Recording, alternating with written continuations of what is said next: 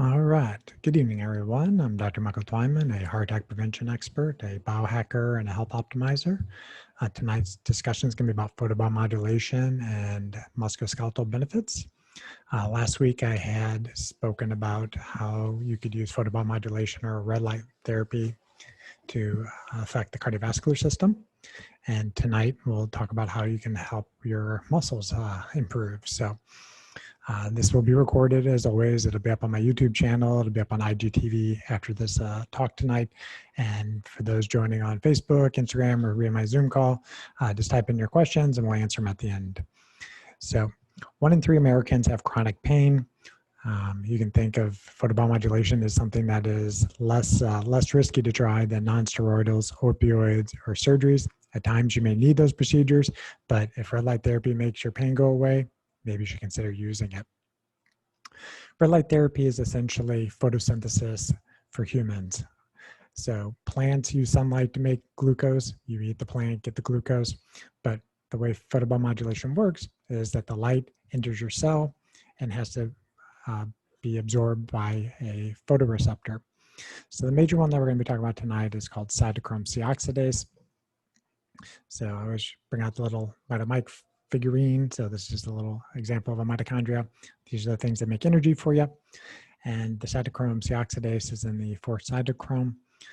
The red light comes into the mitochondria, stimulates that cytochrome, and then things happen, and we'll get into that. But there's many benefits of red light therapy and photobiomodulation. The main one is that it increases ATP, that energy currency, may increase it by up 400%. If you have more energy, you're able to do more things with it. There's faster muscle recovery because it's lowering inflammation by decreasing cytokines. It's decreasing swelling or edema. It's improving circulation by increasing nitric oxide to dilate the smooth muscle cells. It decreases pain. So this is going to be beneficial for athletes, especially who, are trying to perform at high levels.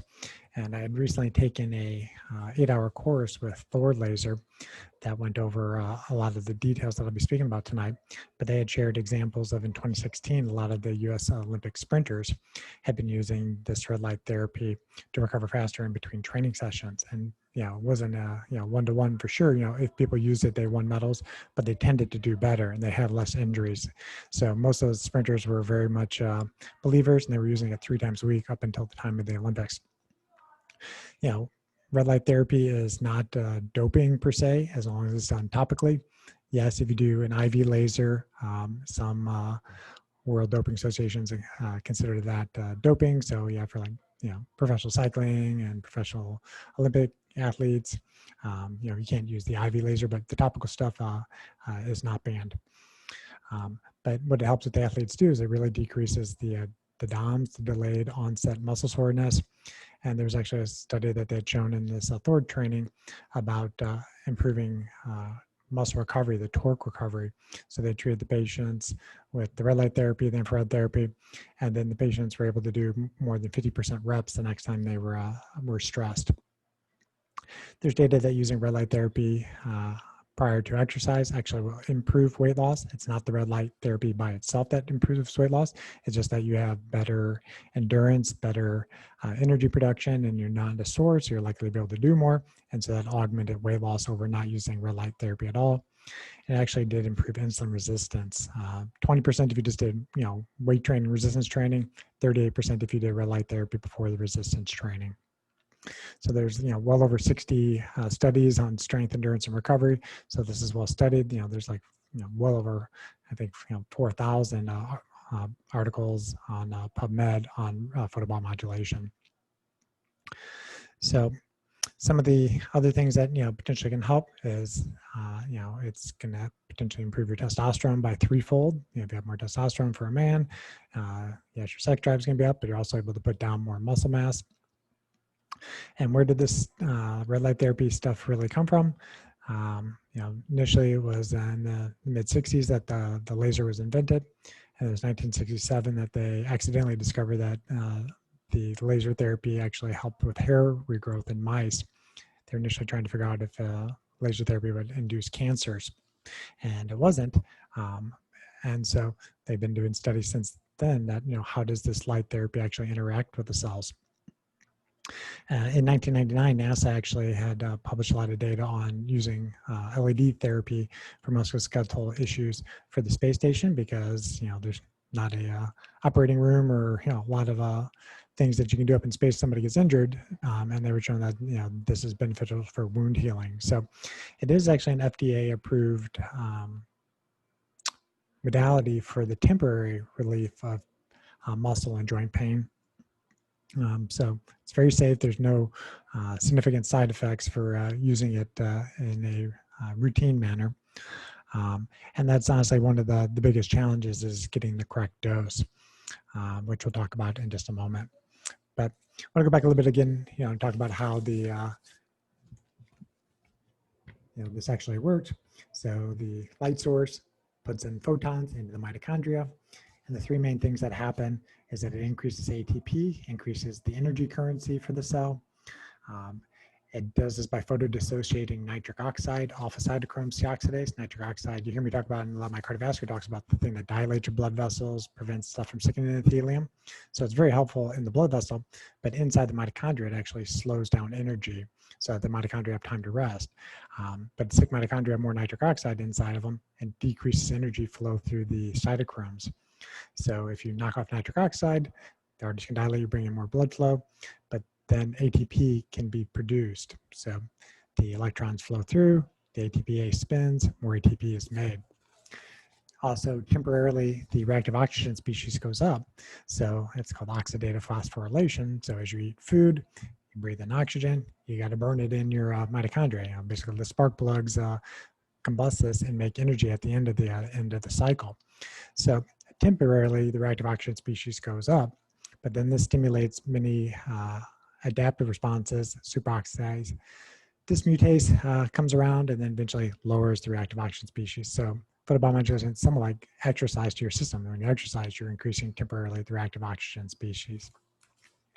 And then the other thing it does is after it does those things, it kind of goes downstream, does this protein kinases, makes different proteins, and eventually turns on different things at the DNA level. So I'm not going to go into the great depth of that tonight, but there's multiple effects. But the main ones is that it's improving ATP production, more energy for your muscles. It ultimately is going to lower inflammation by decreasing reactive oxygen species, and then nitric oxide dilates blood vessels. It's going to provide more blood flow to the muscles so that they can perform what they need to do, and also is going to help carry away some of the edema, the swelling.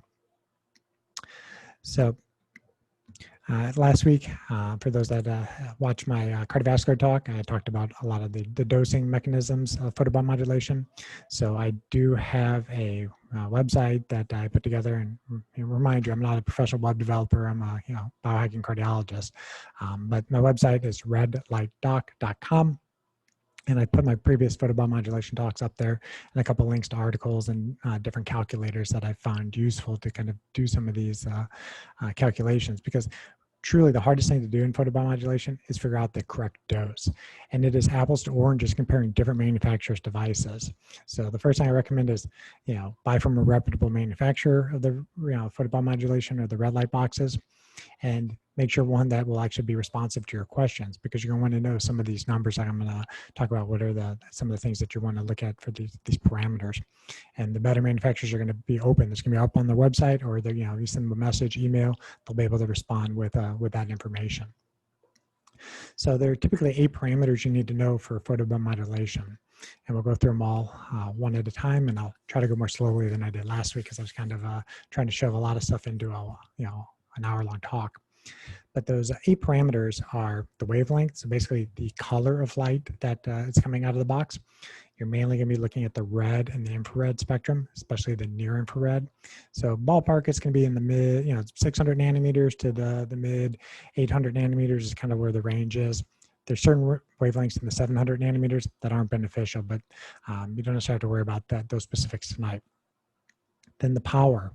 The power is actually measured in watts. Basically, how many photons are being emitted from the device at any one time. So it's like a fire hose. Is it dribbling out or is it blasting out? The next thing is the spot size. For the most part, most photobiomodulation devices are going to work better the closer they are to you. Most of them should be, if possible, in full contact with you because the red light doesn't penetrate all that deeply. The infrared penetrates, much more deeply, at least in the skull, like 5-6 centimeters. So, the closer it is to your skin, the better the absorption is. But that comes with a caveat is, if it has a fan inside of it, most things with motors are going to put off some magnetic fields. You don't necessarily want to be around a lot of non-native EMFs that are going to kind of radar jam your mitochondria if you're trying to get the beneficial wavelengths to come in. So some of the photobiomodulation websites will tell you got to stand 6 inches away, 12 inches away, 18 inches away from the device. So follow the directions. But the further you are, for the most part, you're probably going to need more time in front of it to be able to get that many photons to come into the system. The irradiance, this is also known as the power density. It's essentially how fast those photons are coming out divided by that beam area. And this is measured in watts per centimeter squared. And you should be able to get this on the manufacturer's websites. Will say at, whatever, at 10 centimeters or 15 inches away from our device, it's going to put out blank watts per centimeter squared. The next thing is kind of the pulse regimen. Is the device continuous output or is it pulsated? So for most home devices, it's going to be continuous. Very few home devices are going to be able to be dialed in to do different pulses. But if you start getting pulse rates over 100 hertz, it's basically like continuous. There's a talk I'm going to be doing next week, and I'll talk about at the end a little bit more, talking about brain photobiomodulation. There's some different settings that you can do, 10, 40 hertz, that might have some benefit in depression and some other things you want to do with brain optimization. But for the most part, for musculoskeletal, you're probably going to have continuous, but there is some protocols where you'll have it pulsed at like 2.5 hertz to treat pain. That comes off the Thor website. Treatment time, it's kind of like baking a turkey. You can't put a turkey in a blast oven and have it be done in 2 seconds and expect that it's going to taste good. The same thing, if you put a turkey out on the sun, it's going to be out there for forever. It's not going to cook out in the sun. So you need to know what is the optimal treatment time and how frequent are you doing the treatments. For the most part, treatments once a day is probably optimal. If you start doing 2 sessions a day, gotta be careful because if you do it too late in the night, you might affect your melatonin, might affect your sleep. For the most part, red light therapy is not going to do that too much, but try to recreate nature. Use your red light therapy, when the sun is up, so it doesn't affect your sleep possibly.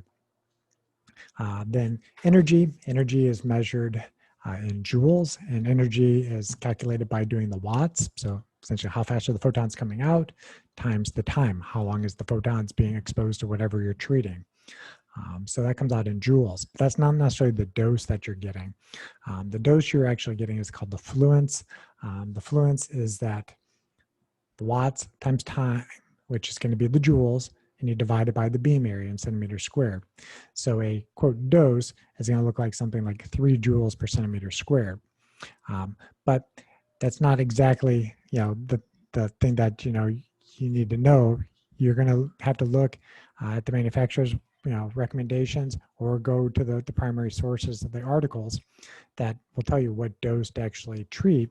So for example, a 6 joule per centimeter squared dose could be given at 100 milliwatts per centimeter squared for 1 minute, or it could be given at 7 milliwatts per centimeter squared for 14 minutes. Now, which one's better? It sort of depends on the tissue that's being treated. For the most part, most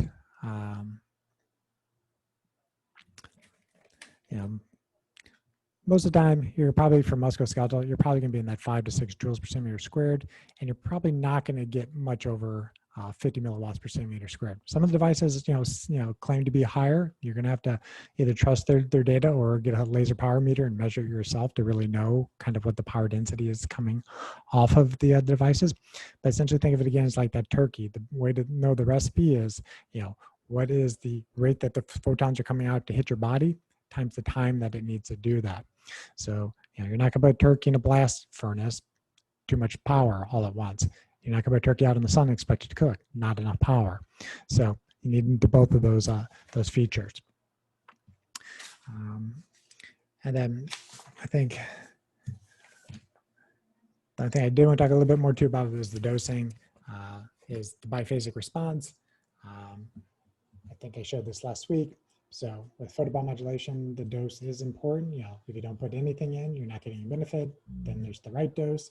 And then if you put too much in, you start losing the benefit. And eventually, if you did way too much, potentially could do harm. Unlikely to do harm, but if you try to sleep in one of these beds 24/7, you might be getting into problems of inhibiting what you're trying to benefit.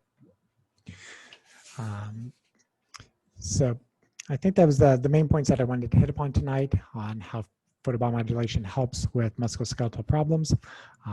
If you're interested in learning more, again, I have a website, redlightdoc.com. I will be also offering kind of biohacking, health optimization, photobiomodulation consults. My day job is I'm a preventive cardiologist in St. Louis, helping people reduce the risk of heart attacks and strokes. But I also like to work with patients to optimize their sleep by controlling their circadian rhythms, optimize their energy by photobiomodulation, red light therapies. So if you're interested in more of the biohacking aspect and not so much my cardiovascular risk reduction skills, I am still willing to work with you. Send me a message on Instagram. I'm at Dr. Twyman on Instagram. Just put red light in the message or something like that, and I'll know what you're more interested in, and I'll reach out to you and get all the details. But now I'll open up to any questions that anybody has tonight.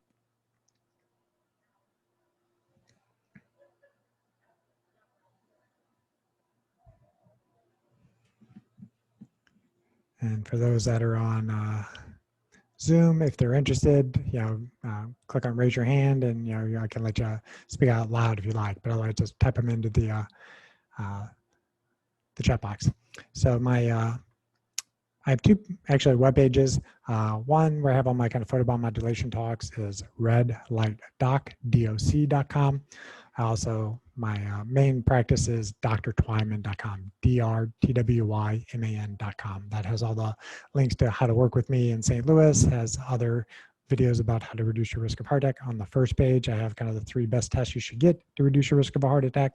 And again, and kind of merge these worlds of biohacking and heart attack prevention. I gave a talk last week about using red light therapy to potentially reduce the risk of cardiovascular disease. Question coming in, what are some of the brands that I recommend? So the disclaimer is that, for the greatest majority of the devices I have, I've personally purchased them. There are a couple devices that, one, I was given a demo model from Pulsated. They give me one of their portable models to play around with, and will eventually do a review on them. Been using it for the past couple of weeks. But they have a very nice device that can do red and infrared. You can switch it to just infrared or all red. So this would be very good for kind of spot welding what problems are. So if you want to treat wrinkles and help collagen on the face, hair growth, but then especially like if you tweak a joint or muscle, then put it as close as you can to the injury, and the dosing time, it's going to depend on what you're trying to do with it. One other device that I usually routinely and have it here is my EMR Tech FireWave. The disclaimer with the EMR people is that, I do have a referral link. It's on my website. So if you buy through my referral link, they normally would send me a commission. I've kind of turned down the commission. They're actually going to be putting together some interesting device for me to try out. So I'm basically trading it for a new device at some point where I'll probably let my cardiovascular patients in St. Louis use it. A couple other devices, I don't have personal experience with it. They're bigger boxes, but GimbaRed makes very good devices. Their owner is very active on social media, with a lot of the science, exactly how to dose their devices. Very transparent. They use the right meters to measure the power densities. So GimbaRed makes good devices. I have a couple of their like LED strips, which I travel with. It kind of lights up a room at night. And then they have some new ones that are more, it's not necessarily photobiomodulation per se, but it's just more of a motion activated red light. So you can put them in your bathrooms at night, so it doesn't mess up your melanopsin receptors in your eye, doesn't mess up your circadian rhythms at night if you have to get up or early in the morning. So I have those on, so it lights up the bathroom red, and can go back to sleep pretty easily.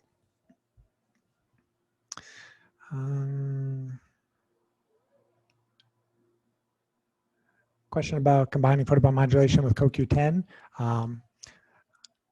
Theoretically, it's going to be useful. The cytochromes, I've given other talks, and it's on my main website, drtwyman.com. I don't necessarily have these ones up on the redlightdoc.com, but the cytochromes kind of look like, they're not fingers per se, but you basically pass the electrons from cytochrome 1 all the way to the fifth one. The fifth one kind of looks like a top. The faster it spins, the more energy gets pumped out of it. But CoQ10 is basically a ferry boat between a couple of the different cytochromes. So if you have high enough CoQ10 levels, you can kind of put a faster charge through that system. So it theoretically should be beneficial. Question about plantar fasciitis. Plantar fasciitis is inflammation of the tissue in the foot. Using red light therapy, which also has infrared therapy, for 10 minutes or so is probably about right.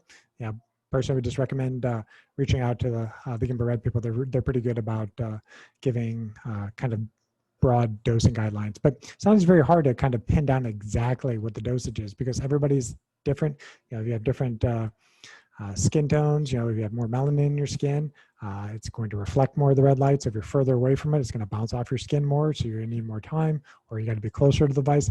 So it's sometimes very hard to get an exact dose, but for the most part, it's kind of a broad range which you use.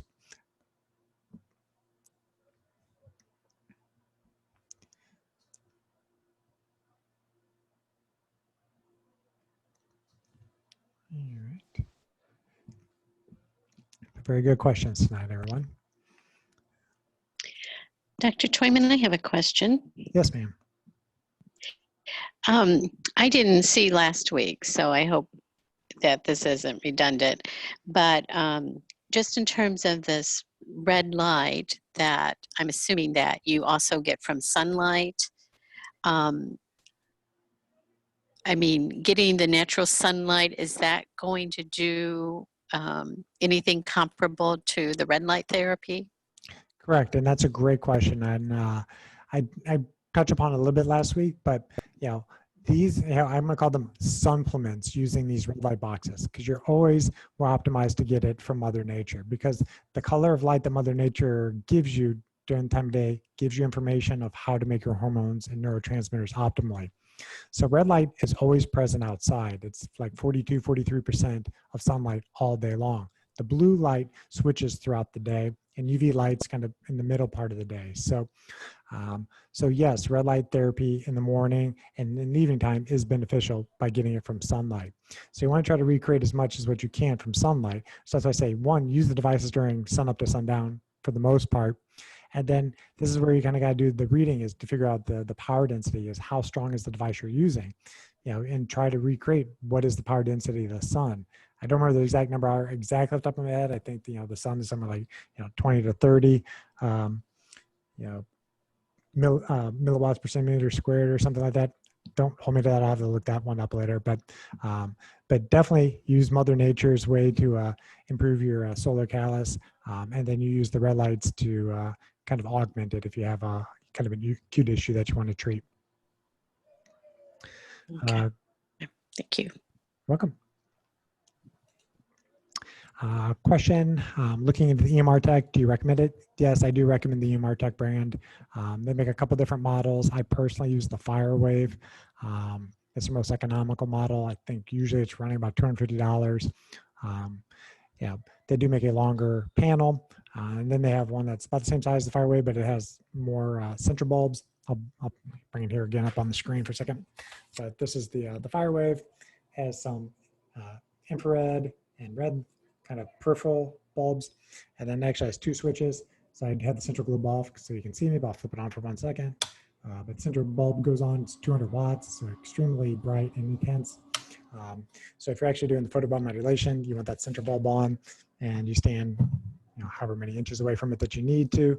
For heart reasons, I think about 15 inches is probably optimal. For musculoskeletal, it's going to depend on the dosage. But normally I have it on, sitting on my desk here to just kind of balance out a little bit of the blue light that's coming off the technology. My screens, they have all the blue light dialed down as best I can. I got windows open with screens and natural lights coming in. I'm wearing blue blocking glasses, but that just kind of helps augment a little bit, what my light environment is inside. Yeah, and somebody says it's bright. Yeah, if you fire up that central bulb, it is extremely bright. Sometimes you get to ask a question, can you look at the light? You can. You not necessarily, you don't necessarily need to. They usually do ship those ones with kind of like the tanning bed glasses. So, if your eyes are very sensitive, potentially wear those, or just look off to the side. Don't directly stare at the central bulb. Question, how many PhDs do I have? A big 0. I have a medical degree from St. Louis University.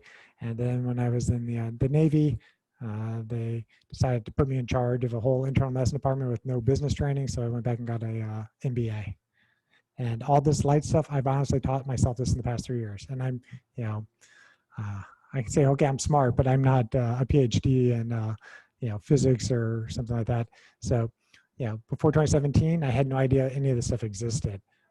For those that haven't heard the story before, I was flying over to Bhutan with some family and going to see the happiest people in the world. Bhutan's like sandwiched between China and India, and it's 14 hours from St. Louis. So it's a long flight, and I was really concerned about the jet lag. Tried to figure out some of the jet lag mitigation strategies, came upon blue blocking glasses, bought them, did not understand the science, wore the glasses, and the jet lag wasn't nearly as bad when I got to the other side. So once I got back to the US, really started reading about mostly blue light, and then eventually stumbled upon photobiomodulation and laser therapy. Been following the work of Dr. Jack Cruz, who's been a mentor, and really kind of got pointed in the right direction of what books to read. If you really want a extremely detailed book on how light actually affects life, it's a book by Roland Van Wyck. Sorry, I can't spell it off the top of my head right now, but it's called Light Shaping Life. It's about that thick of a textbook. And I tell people, it's literally the hardest textbook I've read since medical school. It's excellent and will explain everything exactly how the biophotons interact with your environment. Yeah, that person said, they do a combo of red IR, red light bulbs, and candlelight. So it's when I kind of speak about red light therapy, I'm mostly talking about the photobiomodulation devices. Photobiomodulation is the newest term for it. It used to be called low-level laser therapy or low-level light therapy. You'll still hear it called that, but PBM or photobiomodulation is the kind of the newer way that most of them refer to it. So you essentially need a higher power density to get a biologic effect from it. But for those that are following me on Instagram, my post today was, do you work out under blue light? The answer should be no, because if you're in blue light, you're basically raising your cortisol, raising your inflammation, raising your blood sugar, and potentially doing more harm to yourself, or maybe not more harm to yourself than the exercise, but you may not get the benefits that you necessarily want while exercising because of the toxic blue light environment that you're in. So, I have a new Peloton bike because it's a long story, but essentially I have a Peloton bike. I'm going to kind of be biohacking it over the next week. I'll be sharing that stuff in my Instagram stories because you don't want to be exposed to a lot of non-native Fs that when you're working out, you're getting a negative benefit. So just to verbally tell you so far, what I've done, I have it plugged into Ethernet, have the Wi-Fi turned off, have the Bluetooth turned off. Has a big old flat screen. So right now I have some red lights on behind me and I'm wearing blue blocking glasses. I just literally got this thing like 3 days ago. So took some measurements. I'm recording on one screen, so I can't show it to you, but on one of my phones, if people see me in my St. Louis office, I have a screen protector on one of my phones from lowbluelights.com. That really dials down the blue, and then theoretically wouldn't need to wear the glasses. So I'm measuring the screen. I'm going to buy one of those things, slap it on there, and then I'll use all my RF meters and magnetic field meters, my Gauss emitters, and kind of measure the EMF before and after my biohacks. So.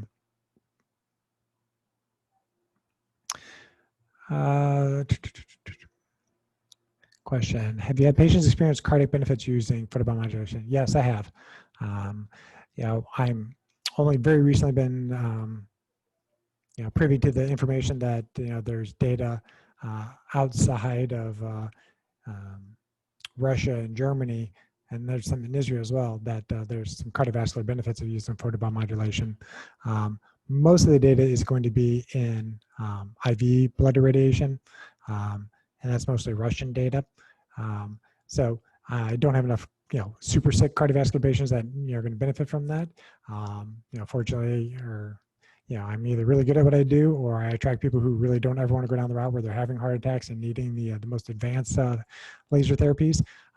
But topical photobiomodulation for cardiovascular benefits, lowers inflammation, potentially helps blood pressure. So I have a couple of tips and tricks on how to use red lights for my cardiovascular patients.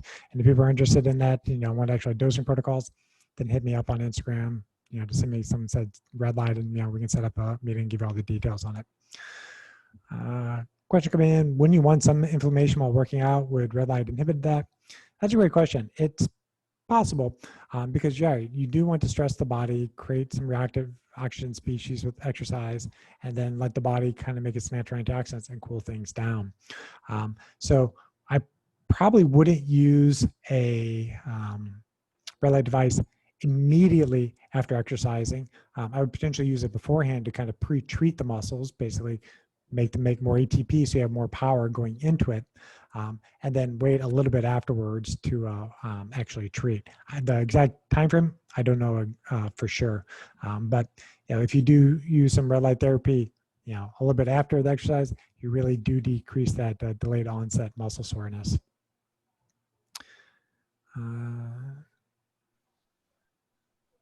Someone says they stopped working because they had so much pain. They felt like they were getting the flu, and they believe that I believe using this red light therapy is getting them back in the game. Yeah, I mean it's one of the things that just helps augment your body's system to be able to heal itself. And I have another live question, I believe. So, yes, Linda.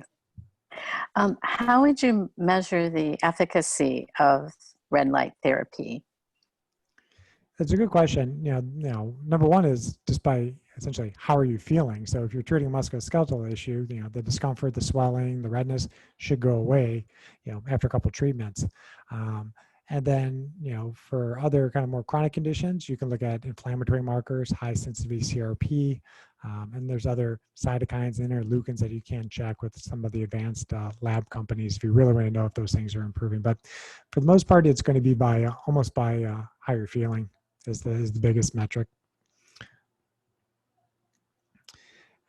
Question: has photobiomodulation been introduced to patients with Parkinson's? Yes, definitely. There was just an article that came out today that I was looking at, and might as well show it to you now. And I'll mess up my hair. Next week I'll be doing a talk about this helmet that has 810 nanometer infrared light. This is the Weber Medical laser helmet. It has like over 300 diodes in it, so kind of looks like a bike helmet, or usually I say it looks like Doc Brown from Back to the Future, Great Scott. It's not currently plugged in, but I did do a 30-minute session before this talk.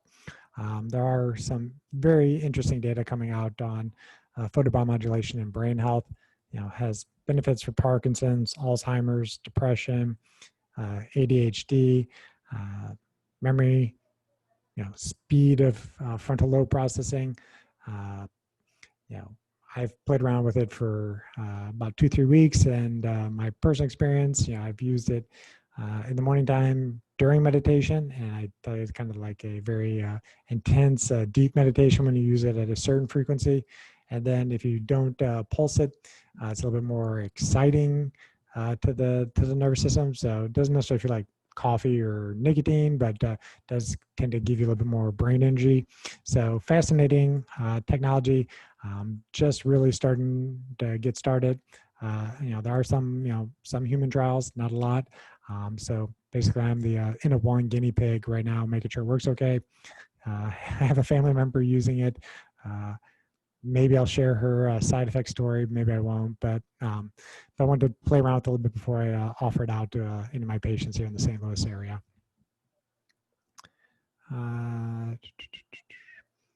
Question: have I seen evidence of red light therapy help close chronic wounds? For example, patients who are diabetic?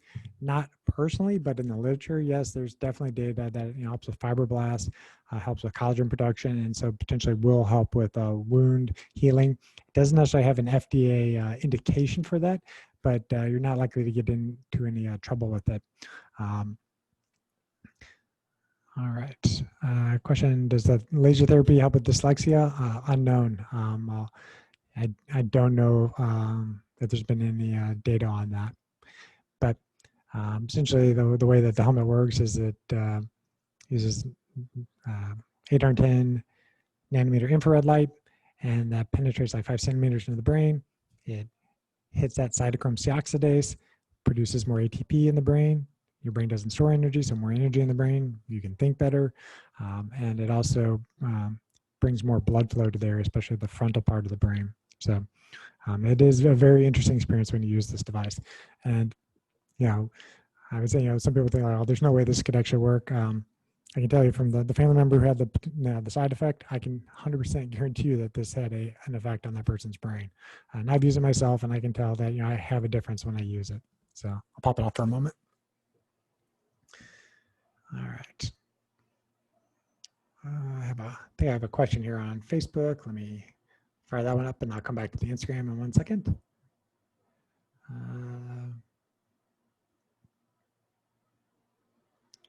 There's a question. The smoky haze from the West Coast has traveled across the U.S. and has decreased our vitamin D levels, and would the red light help? So if the sun is being blocked by clouds or haze, then yes, the UVB radiation is not getting through, and not likely will make vitamin D that time of the day. The D Minder app gives you an idea of when you could make vitamin D from the way the sun is angled at the Earth, but if there's something in between the Earth and your body, it's likely going to get blocked. But the red light therapy does not affect your vitamin D levels. It's, you know, a different frequency. So tell people it's like a different radio station. Your cells are turning into that radio station and making a response based off of it.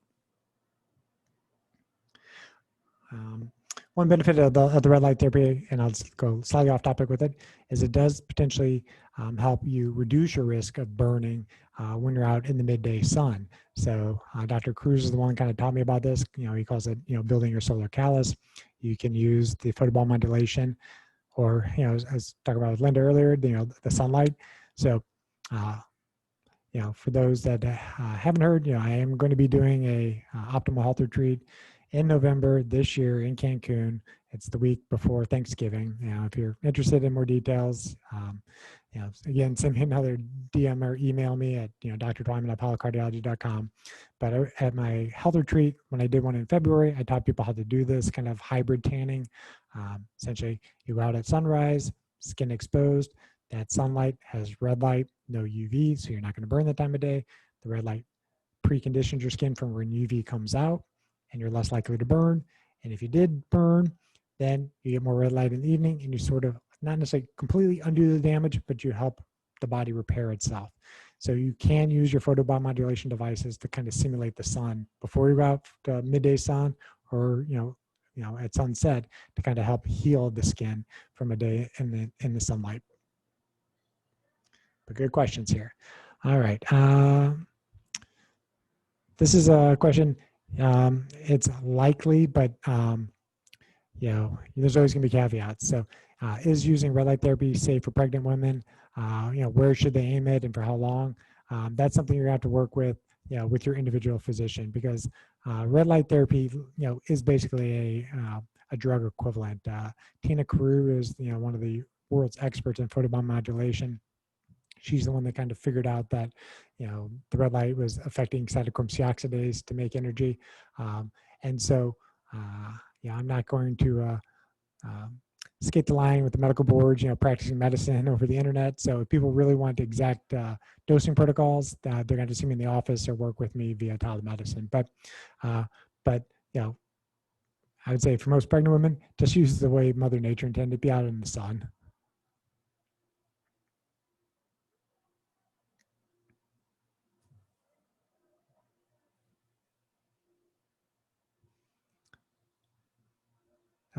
The name of the person, her name is Tina Carew.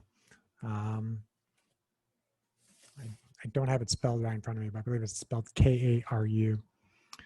And she is from Russia, or from one of the former republics of the USSR.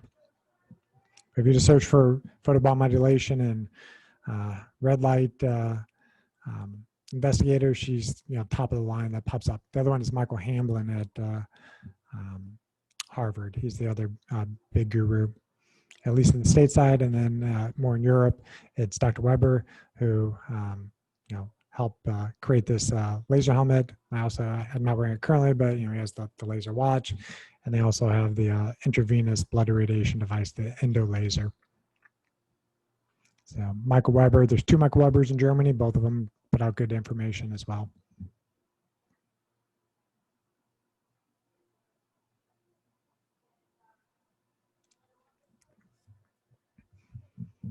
But very good questions tonight, guys. I usually keep this about half an hour. I'm happy to stick around for a couple more minutes if there's some more questions coming in. But otherwise, I will start wrapping it up a little bit. I'm Dr. Michael Twyman, heart attack prevention expert here in St. Louis. Very interested in helping you reduce your risk of having heart attacks and strokes, but also really interested in helping you with any biohacking or health optimization. Mostly, circadian rhythm management is my other expertise. Sleep optimization included. So if you're interested in those things, just send me a message through Instagram or email me, Dr. Twyman at apollocardiology.com. Next week, I'll be talking about photobiomodulation and brain health. Not my area of expertise, but it'll be more of a kind of show and tell, go through my experiences and some of the potential benefits of that type of therapy. One last question was, is there any good books on photobiomodulation? Not 100% ones that I've come across. I said, Roland Van Wyck's book, Light Shaping Life, explains the science, how it actually works. That's probably the best place to start. And then, I'm hoping that my website, redlightdoc.com, eventually becomes kind of a repository for some interesting articles on photobiomodulation.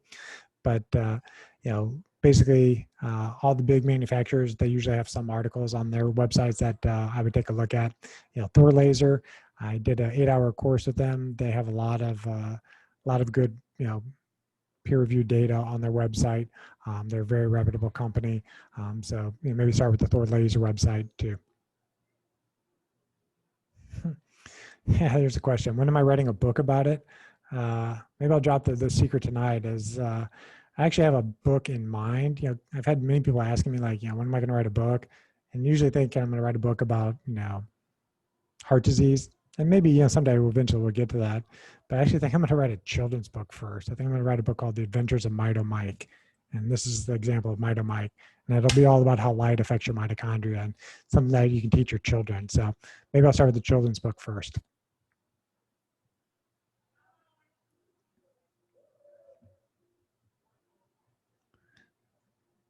All right.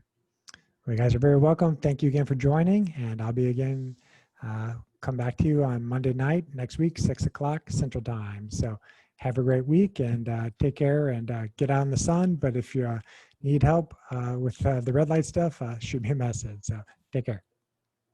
Thank you. Good night.